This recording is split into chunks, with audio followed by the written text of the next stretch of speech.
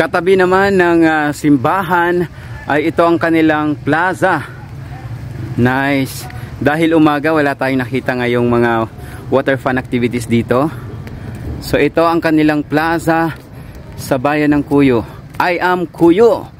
Ayan. Cuyo Plaza. Beautiful. Makukulay yung kanilang mga halaman dito. So siguro pagka aerial view to, ang ganda ng tanawin dito. Nice.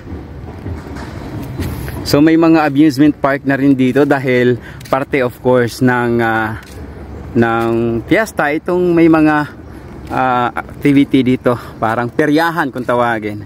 At dun sa unahan meron pa. So dahil umaga naman walang tao, so tingnan natin sa gabi ang mga activity dito. So habang ngayon ay nag-i-enjoy tayo, ikutin lang natin ang kanilang plaza.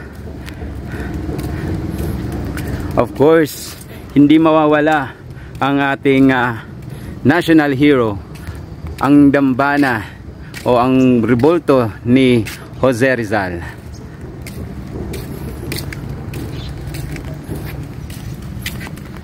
Medyo umuulan po ngayong araw.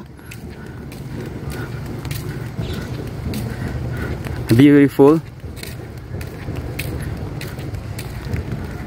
Beautiful.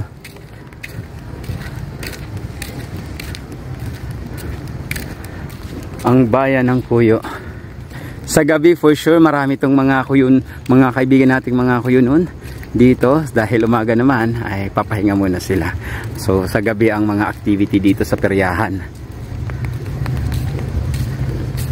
I think that's a school. Yan, school yan. Ito nakalagay Dayon Kamo. Yan, Dayon Kamo. Tingnan natin dito sa weather. Yon, Dayon Kamo. Bayan ng Cuyo, napakaganda po. Medyo umulan lang ngayong araw, yung unang araw natin dito.